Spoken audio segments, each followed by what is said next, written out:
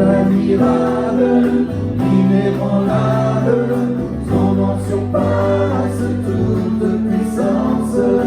Dieu de miracle, incomparable, oh Dieu, oh Dieu.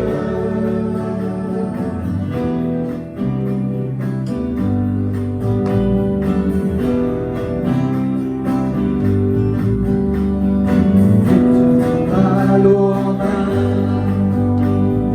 guéris l'aveugle de ta main, il est comme toi, comme toi. Dans nos ténèbres tu brilles, tu nous redonnes la vie, il est comme toi, comme toi. Dieu admirable, inébranlable, ton nom surpasse toute puissance. Dieu de miracle, incomparable, oh Dieu, oh Dieu. Dieu admirable, inébranlable, ton nom surpasse toute puissance. Dieu de miracle, incomparable, oh Dieu, oh Dieu. Si notre Dieu est comme nous, il pourra nous arrêter. Et si Dieu est avec nous, il sera contre nous. Si notre Dieu est pour nous, il pourra nous arrêter. Et si Dieu est avec nous, il sera contre nous.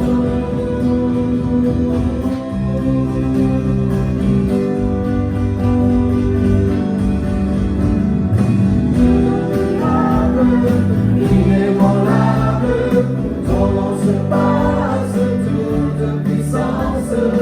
Dieu de miracle, incomparable, oh Dieu, oh Dieu.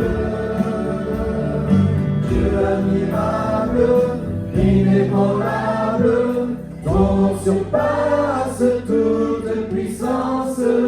Dieu de miracle, incomparable, oh Dieu, oh Dieu.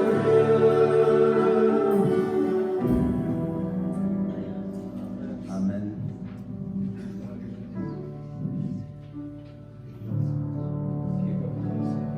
Ouvre les yeux de mon cœur, Père, je te vois.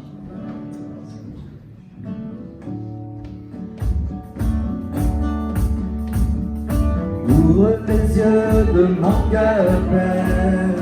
Ouvre les yeux de mon cœur. Je veux te voir, Seigneur. Je veux te voir, Seigneur. Ouvre les yeux de mon cœur, Père. Ouvre les yeux de mon cœur. Je veux te voir, Seigneur. Je veux te voir, Seigneur.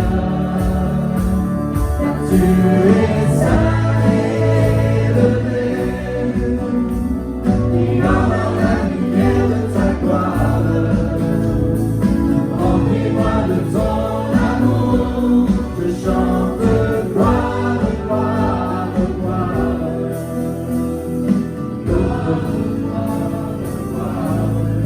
Je te vois, Seigneur. Ouvre les yeux de mon cœur, Père.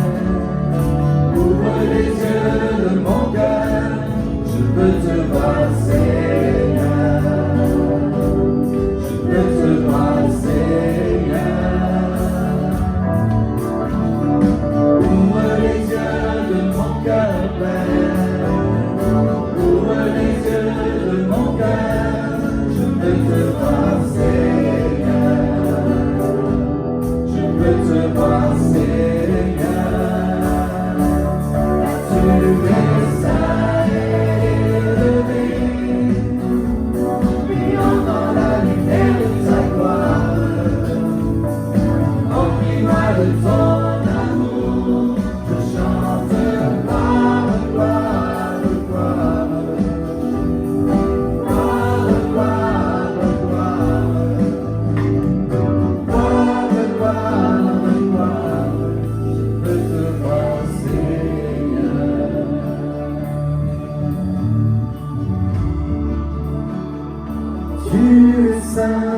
tu es saint, tu es saint, tu es saint, tu es saint, tu es saint, je te vois Seigneur. Tu es saint, tu es saint, tu es saint, tu es saint, tu es saint, tu es saint, je veux te voir Seigneur. Car tu es saint élevé, brillant dans la lumière de ta gloire. Remplis-moi de ton amour, je chante gloire, gloire, gloire. Gloire, gloire, gloire, je chante gloire, gloire, gloire. Gloire, gloire, gloire, je veux te voir Seigneur.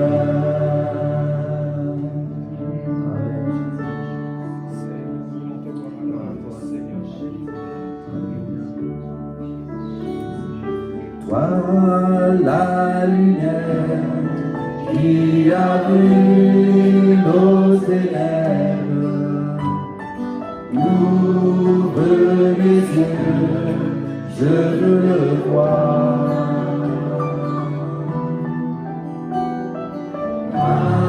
Assez beauté que mon cœur adore, mon âme s'offrit après toi.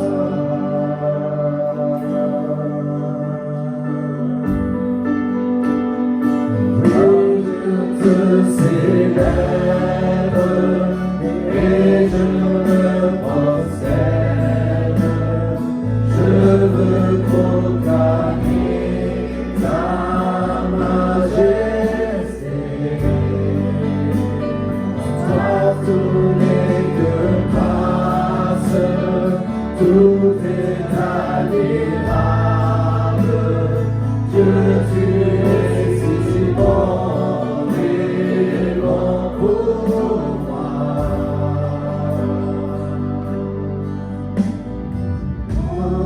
De tout temps, vers toi vont nos hommages, la gloire au plus haut des cieux.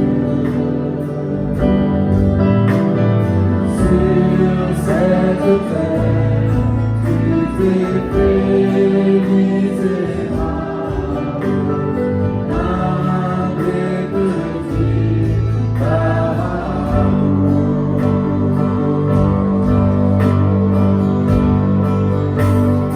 Oui, je te célèbre et je me prosterne. Je veux proclamer ta majesté. En toi, tout n'est que grâce, tout est admirable. Dieu, tu es si bon et bon pour moi.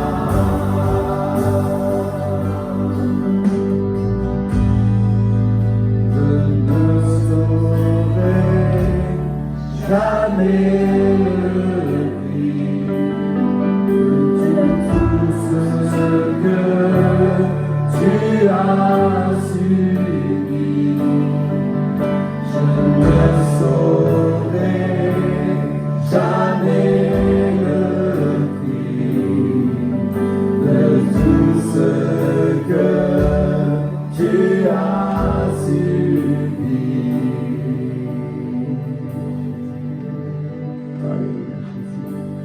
Oui, je te célèbre et je me prosterne.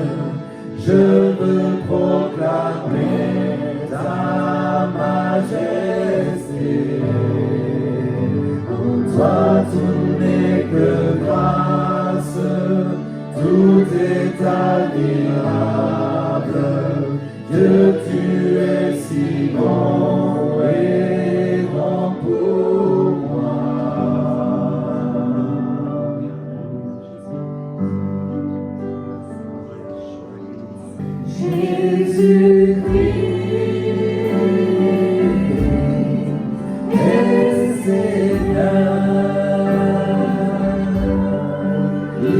est sorti du tombeau, il est Seigneur. Tout genou fléchira, toute langue confessera que Jésus est Seigneur.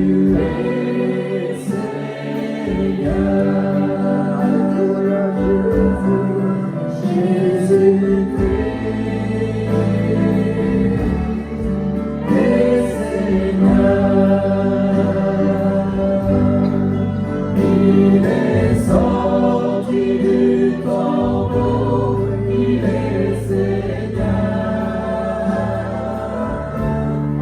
Tout genou fléchira, toute langue confessera que Jésus est Seigneur.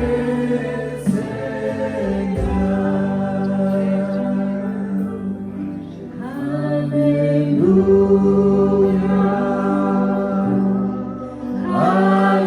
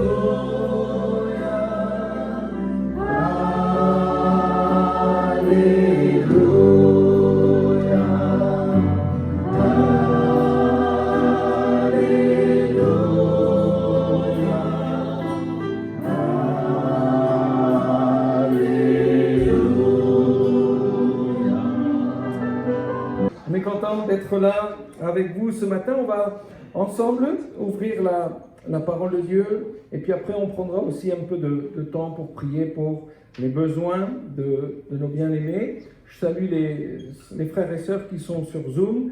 On va prendre ensemble une continuité d'un message que nous avons déjà partagé sur le baptême dans le Saint-Esprit. Le baptême du Saint-Esprit n'est pas réservé à une élite, aux pasteurs, mais à tous les croyants. Amen. Alléluia. Cette promesse, elle est pour vous et pour vos enfants, et pour tous ceux qui sont au loin et en aussi grand nombre que le Seigneur notre Dieu appellera. Avec ce baptême dans le Saint-Esprit, nous sommes équipés pour travailler avec Christ. Pas travailler pour Christ, mais travailler avec Christ. C'est la pensée de rendre son cœur disponible, d'être à disposition pour le Seigneur, de recevoir les directions, de manifester la compassion, l'amour, partager avec Christ le fardeau du salut des âmes. C'est là ce que nous sommes appelés. Et nous avons évoqué qu'être baptisé du Saint-Esprit, Amen, ce n'est pas juste une finalité, mais c'est d'entrer dans quelque chose que le Seigneur a préparé pour nous. Amen. Quand nous sommes quand nous sommes baptisés dans le Saint-Esprit, nous sommes introduits dans l'univers des dons spirituels. Amen. Et c'est ce qu'on va évoquer ensemble ce matin. Alors, on va prendre une lecture. Je vous invite à prendre vos Bibles. Et on va aller ensemble dans la première épître aux Corinthiens.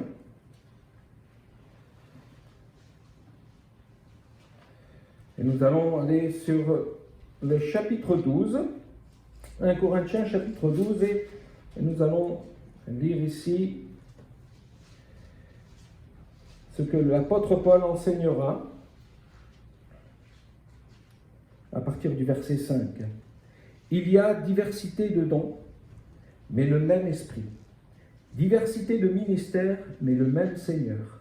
Diversité d'opérations, mais le même Dieu qui opère tout en tous. Or, à chacun la manifestation de l'Esprit est donnée pour l'unité commune.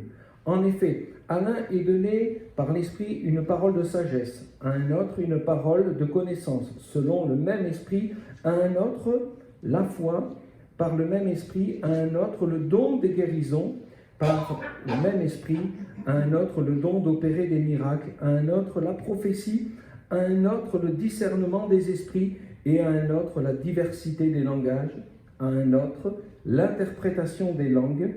Un seul et même Esprit opère toutes ces choses, les distribuant à chacun en particulier comme il veut. Amen. On perçoit dans ce passage, dans cet enseignement de l'apôtre Paul, il y a ici 3 familles de dons.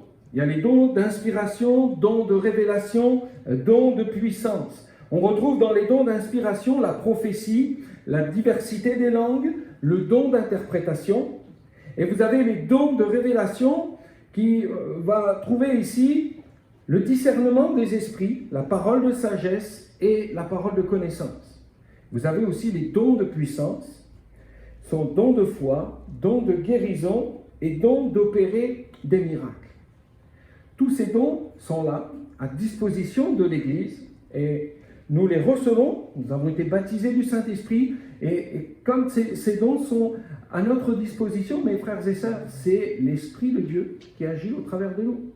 Nous sommes des instruments entre les mains de notre Seigneur. Alors, comment voyez-vous tout ça? J'ai pas mal réfléchi sur les dons spirituels.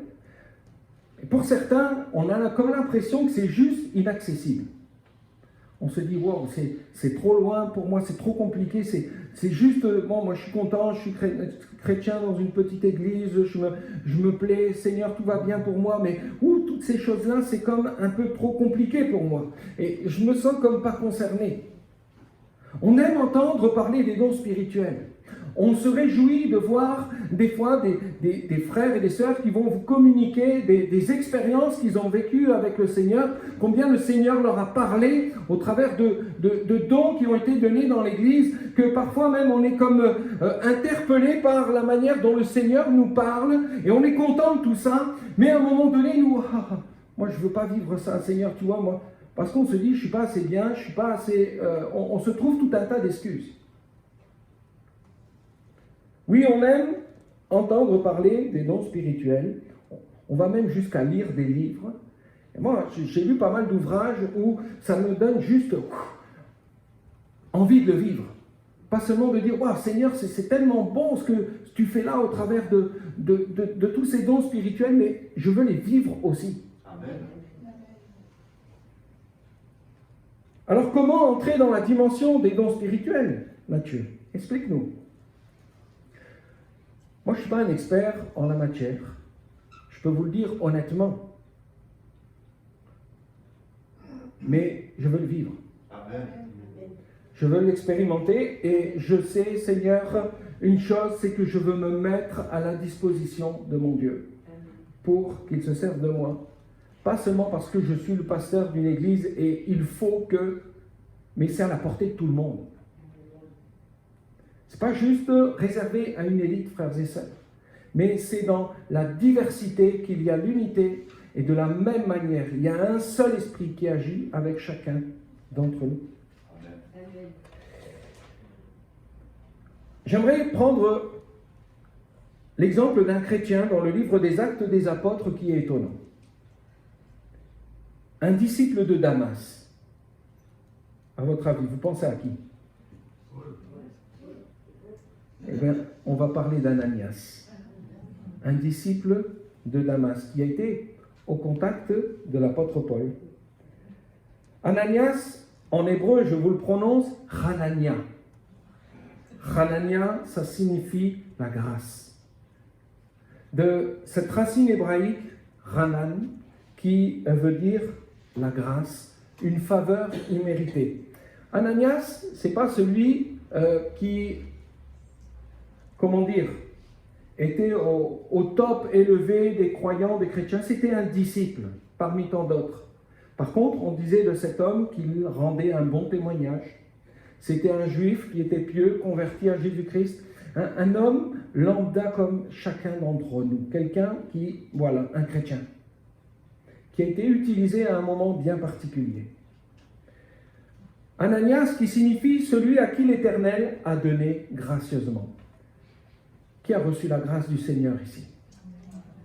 Nous avons tous été graciés. Personne ne peut dire, moi ici, je suis là parce que je le mérite. On ne le mérite pas. Nous avons été graciés. Et son nom exprime ce que cet homme a été. Il a reçu la grâce, il l'a communiquée. Il a communiqué la grâce. Un disciple nommé Ananias, il fut rempli de l'Esprit et conduit par l'Esprit pour évangéliser. Un assassin meurtrier, un homme qui se croyait juste, c'était Saul de Tarse. Pensait bien faire cet homme en persécutant les chrétiens, mais il était dans son aveuglement. Mais le Seigneur s'est servi d'Ananias pour intervenir auprès de l'apôtre Paul, qui était à l'époque Saul de Tarse. On va lire ensemble ce passage dans Actes chapitre 9, verset 1er, et nous irons jusqu'au verset 19. Lisons ensemble Actes, et puis après on va se focaliser sur les versets 9, de Acte 9, verset 15 jusqu'au verset 18. On va se les garder sur l'écran. Après Claude, comme ça on va pouvoir analyser ces versets ensemble. On lit, vous êtes prêts? On y va. Cependant, Saul, respirant encore la menace et le meurtre contre les disciples du Seigneur, se rendit chez le souverain sacrificateur et lui demanda des lettres pour les synagogues de Damas, afin que, s'il trouvait des partisans de la nouvelle doctrine, hommes ou femmes, il les amena liés à Jérusalem. Comme il était en chemin et qu'il approchait de Damas, tout à coup, une lumière venant du ciel resplendit autour de lui. Il tomba par terre et il entendit une voix qui lui disait « Saul, Saul, pourquoi me persécutes-tu » Il répondit « Qui es-tu, Seigneur » Et le Seigneur dit « Je suis Jésus que tu persécutes. Il te serait dur de regimber contre les aiguillons. » Tremblant et saisi d'effroi, il dit « Seigneur, que veux-tu que je fasse » Et le Seigneur lui dit « Lève-toi, entre dans la ville et on te dira ce que tu dois faire. » Les hommes qui l'accompagnaient demeurèrent stupéfaits. Ils entendaient bien la voix, mais ils ne voyaient personne. Saul se releva de terre, et quoique ses yeux fussent ouverts, il ne voyait rien. On le prit par la main et on le conduisit à Damas. Il resta 3 jours sans voir, et il ne mangea ni but. Or, il y avait à Damas un disciple nommé Ananias. Le Seigneur lui dit dans une vision « Ananias !» Il répondit « Me voici, Seigneur !» Et le Seigneur lui dit « Lève-toi, va dans la rue qu'on appelle la droite et cherche dans la maison de Judas un nommé Saul de Tarse, car il prie. Et il a vu en vision un homme du nom d'Ananias qui entrait et qui lui imposait les mains afin qu'il recouvrât la vue. » Ananias répondit « Seigneur, j'ai appris de plusieurs personnes tous les maux que cet homme a fait à tes saints dans Jérusalem. Et il a ici des pouvoirs de la part des principaux sacrificateurs pour lier tous ceux qui invoquent ton nom. Mais le Seigneur lui dit « Va, car cet homme est un instrument que j'ai choisi pour porter mon nom devant les nations, devant les rois et devant les fils d'Israël.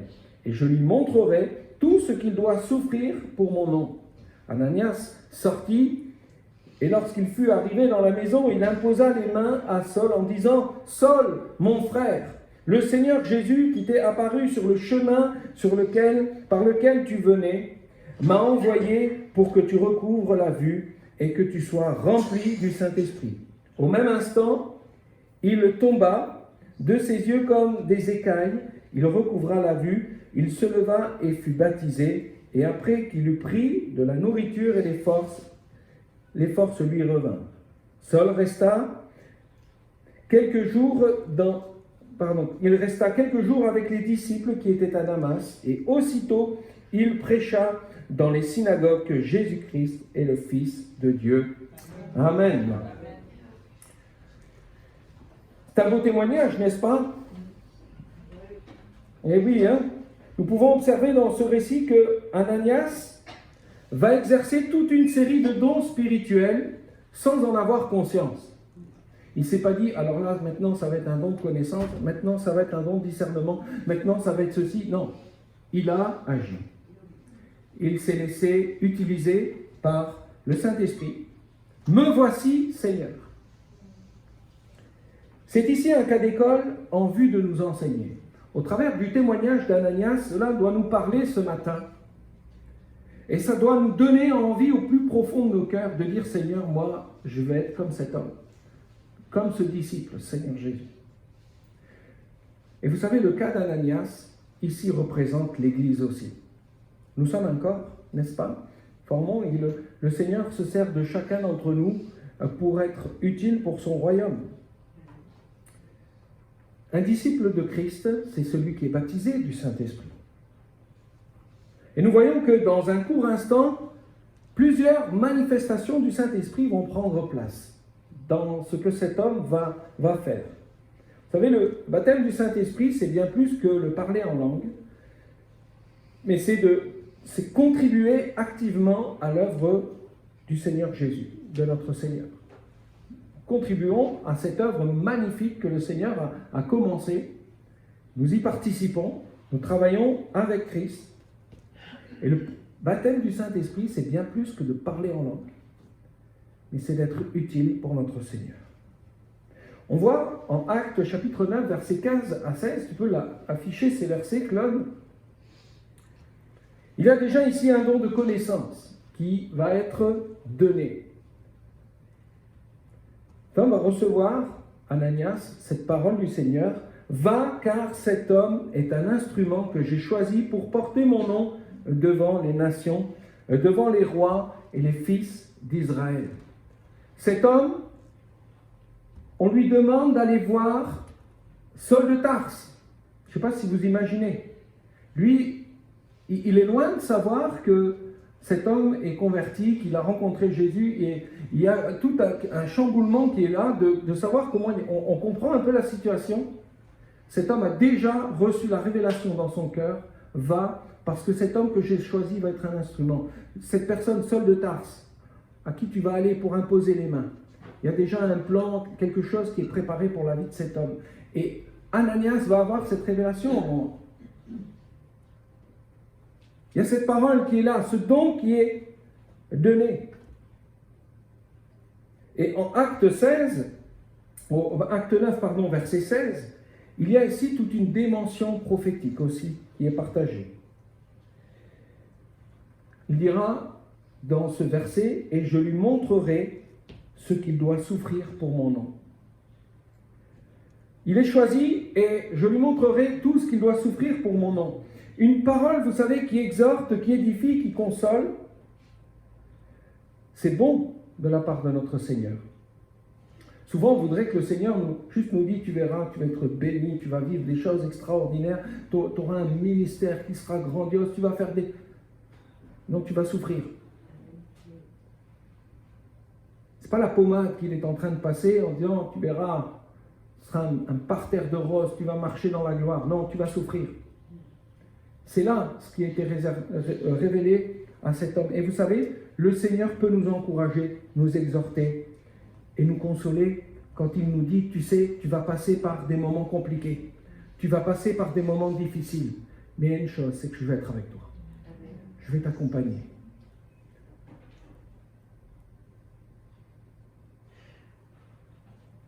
On est souvent aiguisé, notre oreille est attentive pour écouter ce qui est des fois plaisant, ce qui nous fait plaisir. Mais quand on nous amène une parole qui nous montre qu'on va passer par des moments difficiles, que ça va être compliqué, mais d'avoir cette consolation de dire, mais je vais être avec toi. Amen. Je vais marcher à tes côtés. Le temps que j'étais sur Dunkerque, j'ai pu aller voir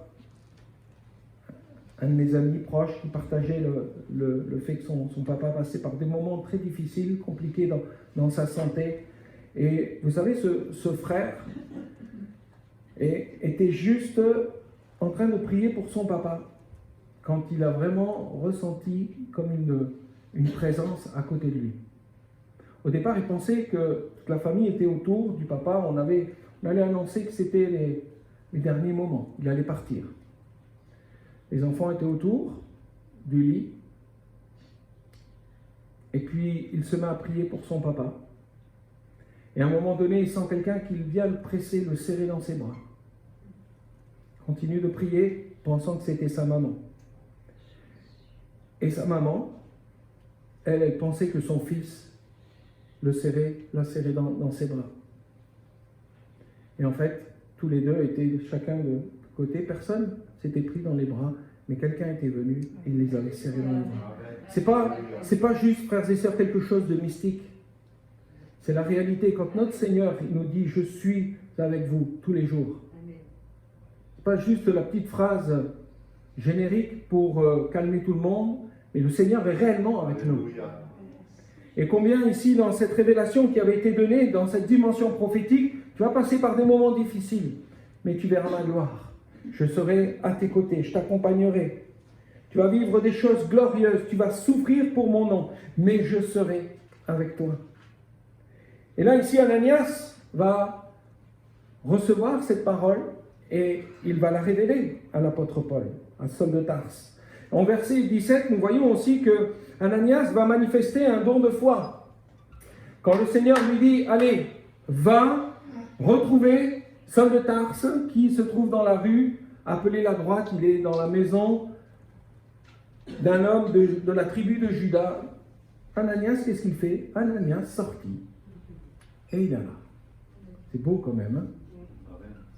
Ok, on va. On connaît. Mais avant ça, il s'était dit, oui, mais Seigneur, j'ai entendu dire de lui, c'est compliqué. Cet homme n'était pas... Il était dans l'interrogation aussi. Il a eu des craintes. Il ne faut pas croire qu'il est parti comme ça tout de suite. Mais il y a ce don de foi qui est là. À un moment donné, il faut oser. Il faut oser manifester cette foi. Ananias sortit, et cette foi, elle est communiquée par le Saint-Esprit. À un moment spécifique, dans une situation spécifique. Et la foi vient toujours de ce qu'on entend. Pas de ce qu'on invente, mais de ce qu'on entend, d'une révélation qui est là. Le Seigneur a révélé des choses au cœur d'Ananias par rapport à l'apôtre Paul. Et cet homme va partir avec ce don de foi qu'il va lui imposer les mains et qu'il y a des choses merveilleuses qui vont se passer dans la vie de cet homme. Cet homme va retrouver la vue, il va être rempli du Saint-Esprit et va s'engager avec le Seigneur. Ça va devenir un puissant missionnaire. Ça va devenir l'homme que nous retrouvons dans le livre des Actes des Apôtres. Cela ne dépend pas d'un homme, mais de ce qu'un homme a reçu de Dieu. Une direction. Foi. Frères et sœurs, le Seigneur peut nous révéler des choses merveilleuses quand on se tient dans la prière, quand on a l'écoute de la voix du Saint-Esprit et de nous faire vivre de belles choses. Acte chapitre 9, versets 17 à 18, Ananias va opérer le don des miracles. Lorsqu'il fut arrivé dans la maison, il imposa les mains et au même instant, il tomba de ses yeux comme des écailles et il recouvra la vue. Il se leva et il fut baptisé. Voilà, cet homme il avait reçu, il va être guéri. Il a imposé les mains et cet homme a été guéri de cette cécité qui était là. Il y a comme des écailles qui sont tombées de ses yeux. Il y avait une réalité physique, mais il y avait aussi une réalité spirituelle dans la vie de l'apôtre Paul. Est-ce que Ananias avait cette réputation? C'était, c'est un guérisseur. Non, c'était un disciple de Christ. Arrêtons à chaque fois de mettre un qualificatif à un homme qui ah, celui-là, il a le don de guérison, alors on va en foule auprès d'un homme et on oublie que si cet homme a reçu un don, ça ne dépend pas de lui, mais vraiment du Seigneur qui agit. Mais arrêtons de courir après des hommes qui ont comme ça tout un tas de dons. Vous avez ici un exemple d'Ananias qui, à un moment donné, a reçu toute une série de dons qui ont été donnés parce qu'il s'est rendu utile. Et c'est ça, dans cette pensée, que je veux vous amener ce matin. Ne limitons pas l'action du Saint-Esprit à des hommes. Saint-Esprit, il peut agir puissamment et se servir de n'importe qui dans ce lieu. De celui qui est baptisé du Saint-Esprit. Il peut faire des choses extraordinaires. Actes, chapitre 9, verset 17, on voit qu'il y a le don de discernement qui était là. L'apôtre Paul Ananias a eu vraiment cette révélation que Saul, tu es mon frère maintenant. Il a à peine arrivé, il est rentré dans ce lieu, il dit, Saul, mon frère, je suis là pour prier pour toi. Je suis là pour imposer les mains. Et il y avait déjà eu dans le cœur de cet homme ce don de discernement. Il avait compris qui était l'apôtre Paul. Qui était Saul de Tarse? L'apôtre Paul. Mon frère. Ananias a cette profonde assurance que Saul est un frère en Christ. Ici, ce n'est pas une formule de politesse. Ce n'est pas une coutume où on se salue, salut mon frère, non. Il y avait vraiment quelque chose. Et c'est merveilleux de voir le don de discernement, comment il s'est réalisé. Nous avons besoin, frères et sœurs, de demander à avoir le don de discernement. Pour ce qu'on entend, c'est important. Quand il y a quelque chose qui est donné, partagé, on écoute et on discerne pour voir si ça vient vraiment du Seigneur. Une situation, une personne. Nous avons besoin d'avoir ce don de discernement. Pas pour juger les gens, mais pour les aimer, pour les aider. Que le Seigneur nous remplisse de tous ces dons qui sont à disposition et qu'elles soient données vraiment pour l'Église, qu'on puisse les saisir. Frères et sœurs, on a besoin d'entrer dans cette dimension. Moi, je partage souvent cette représentation qui est là, qui est aussi expliquée dans le livre prophétique d'Ézéchiel, où on descend tout doucement dans l'eau. Hein? Comme vous me dites, oui, je suis allé me baigner ce matin à la plage, c'est pas juste tremper les orteils dans la belle mer que nous avons juste derrière chez nous, là, où on est tranquille, on pose nos petits orteils dans l'eau, ah, je me suis baigné ce matin. Non, c'est quand on rentre pleinement dans l'eau. Et quand on va se baigner, qu'on se laisse porter par l'eau, et puis on puisse plonger et voir les merveilles de la nature, de ce que la création, de ce que Dieu a fait. Et vous savez, ne nous limitons pas juste à tremper nos petits orteils dans l'eau, mais allons-y pleinement. Entrons dans cette vie des dons spirituels qui sont là. Pourquoi je vous dis ça? Parce que moi, un de mes profs de théologie me disait, mais pour un pasteur, ce qui est important, Mathieu, c'est de demander le don de discernement. Vous savez pourquoi? Pour éviter de faire des fois des erreurs, sur des préjugés, sur des choses où on peut être blessant vis-à-vis de quelqu'un. Moi, j'insiste vraiment en disant, Seigneur, vraiment, donne-moi le don de discernement que je ne blesse pas quelqu'un. Que je ne vais pas aller jusqu'à faire du mal à quelqu'un parce que je vais dire telle chose et telle chose. Vous savez, on a besoin tous vraiment de recevoir ce don de discernement. Ça va éviter les catastrophes des fois humaines. Actes chapitre 9, verset 17, il y a cette parole de connaissance. Seigneur Jésus, le Seigneur Jésus qui t'est apparu sur le chemin par lequel tu venais. Comment Ananias aurait-il pu savoir que le Seigneur Jésus était venu sur le chemin et qu'il l'avait interpellé? Il n'y a rien qui nous dit qu'il était au courant. Mais il a eu cette révélation à un moment donné et il l'a déclaré. Imaginez un peu la réaction de l'apôtre Paul. Pour lui, c'est une expérience là qu'il vient de vivre seul avec le Seigneur Jésus. il s'est passé quelque chose, il y a eu cette révélation. Et Ananias, qui était loin de tout ça, a eu la révélation de ce que l'apôtre Paul, de ce que Saul de Tarse avait vécu. Vous pouvez imaginer la réaction de cet homme. Je crois que des fois, il faut se laisser surprendre aussi par une parole de connaissance. Et de se dire, Seigneur, tu vois, par la foi, je veux vraiment donner cette parole que j'ai reçue sur mon cœur, même si des fois elle me paraît un peu... Mais faisons-le, dans la mesure où il y a quelqu'un dans la salle qui vit peut-être quelque chose, qui traverse quelque chose, qui vit un événement compliqué dans sa vie, et cette parole qui est là, avec le détail donné, elle va impacter, elle va toucher, elle va porter du fruit. Amen. Amen. Parole de sagesse. Le Seigneur Jésus m'a envoyé pour que tu sois rempli, au verset 17, le Seigneur m'a envoyé pour que tu recouvres la vue et que tu sois rempli du Saint-Esprit.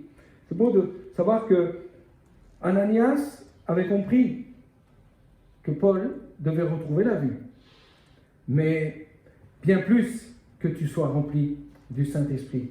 Parce que pour être l'instrument que j'ai choisi pour porter mon nom, c'est pour porter le nom du Seigneur, Jésus, cet instrument traduit aussi par l'idée d'un ustensile, d'un vase, il a besoin d'être rempli. Et si nous voulons être l'instrument entre les mains de notre Seigneur, nous avons besoin d'être remplis de son esprit. Amen. D'être renouvelés tout à nouveau.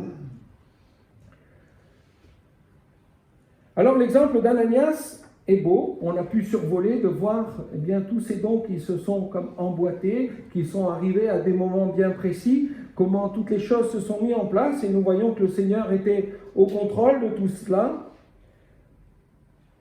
L'exemple d'Ananias est beau, mais comment entrer dans cette dimension des dons spirituels comme Ananias? Eh bien, il y a 3 choses. D'abord, il faut être disponible, être obéissant, et de vivre ces choses-là par la foi. Être disponible, eh bien, quand le Seigneur parle, Ananias répond « Me voici, Seigneur ».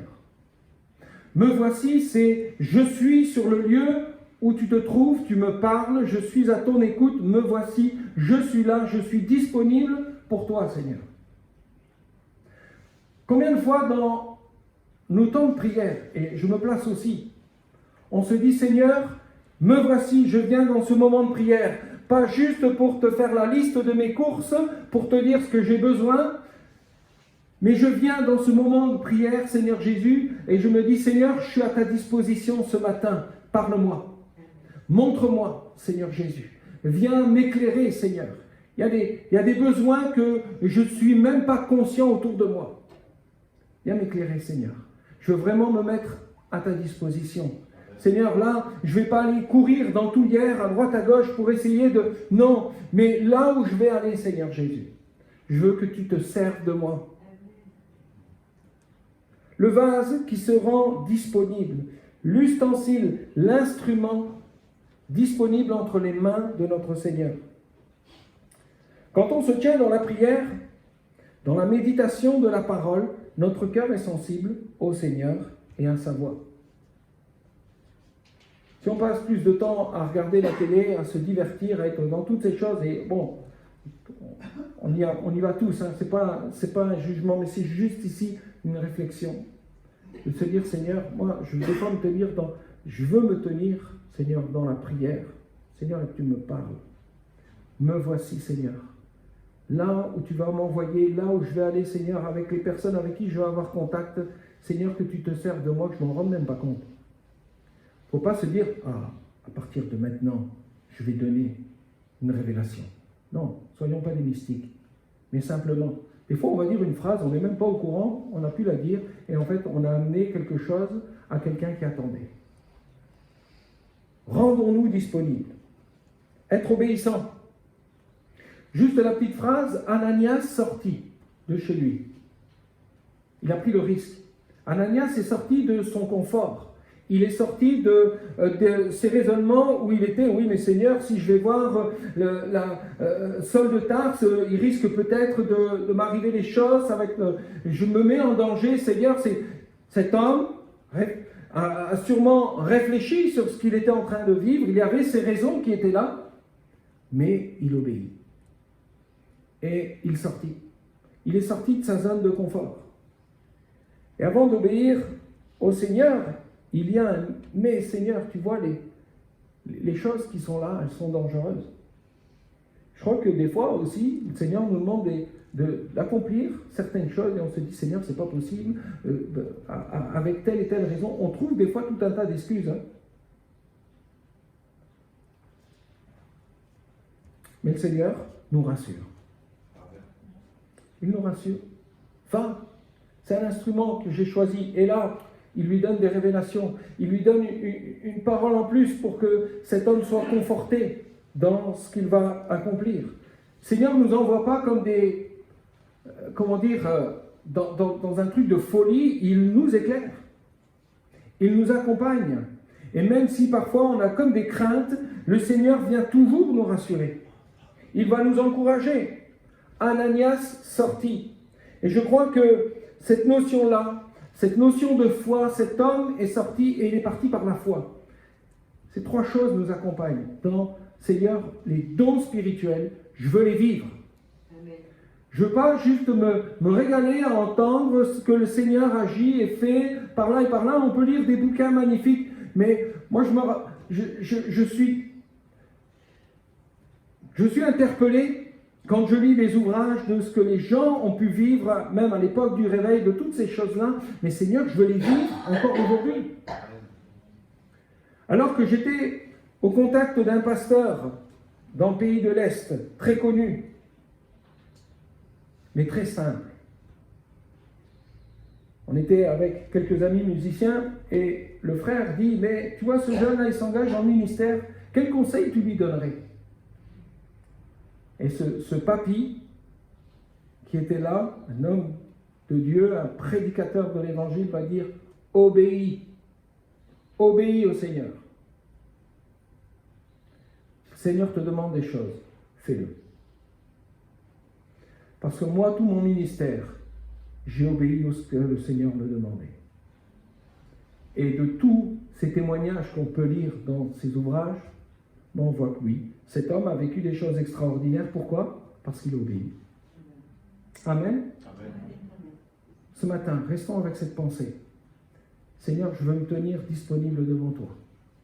On va prier ensemble, on va courber nos fronts.